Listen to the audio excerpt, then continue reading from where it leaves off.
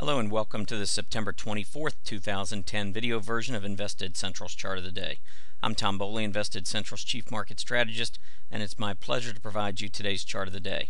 This Chart of the Day is brought to you by StockCharts.com, simply the web's best financial charts.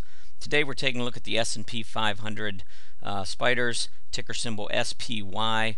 This is an ETF that tracks the S&P 500.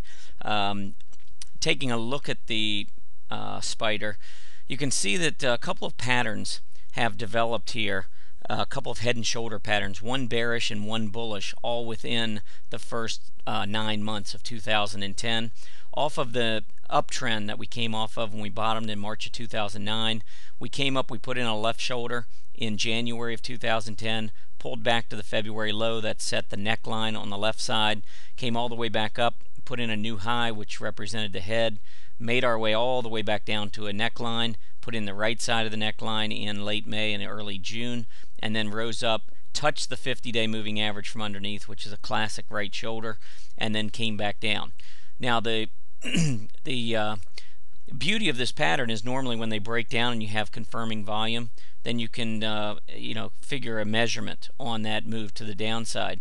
But notice here, when we broke below, we did have confirming volume. Volume definitely was picking up, was very strong on the spider, but we put in a hammer, excuse me, we put in a hammer just a couple of days after this breakdown, and then we turned higher and quickly came right back up above the neckline.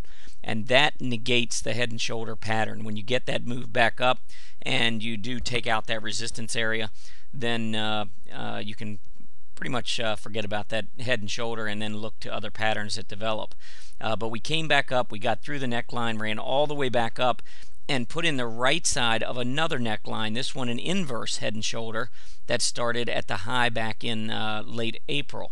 We came down, we put in a left shoulder here. This one is marked in the red. The bearish pattern was marked in black.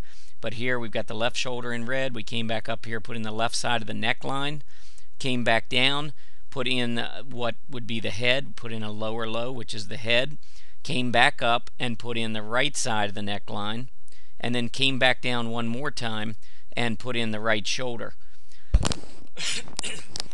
Excuse me. And after putting in that right shoulder, and this one actually is very symmetrical. The left shoulder and the right shoulder are almost identical. The neckline was almost right to a T. Remember the S&P 500 struggling at 1131 back in June, and then again in early August we went up trying to take that level out.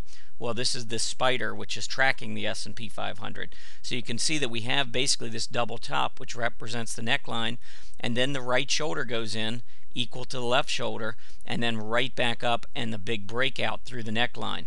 Now, over the last couple days, we've seen the S&P 500 start to drop, and the spider has gone back down to roughly the neckline on this pullback, and it raises the question, are we going to fail again?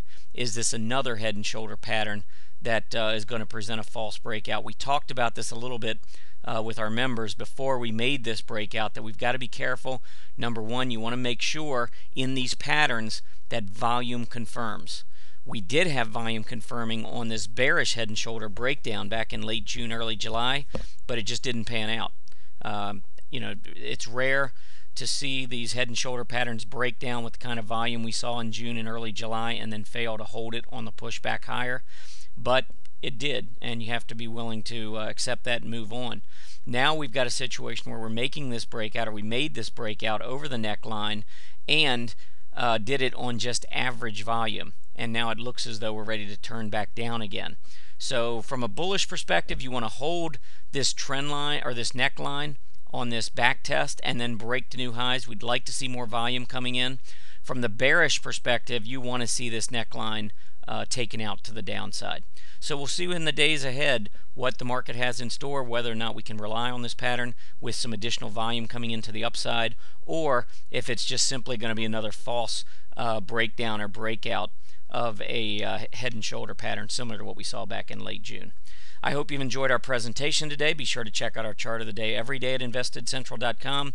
While you're there, sign up for our free weekly Market Pulse newsletter and have the chart of the day emailed directly to you. Happy trading.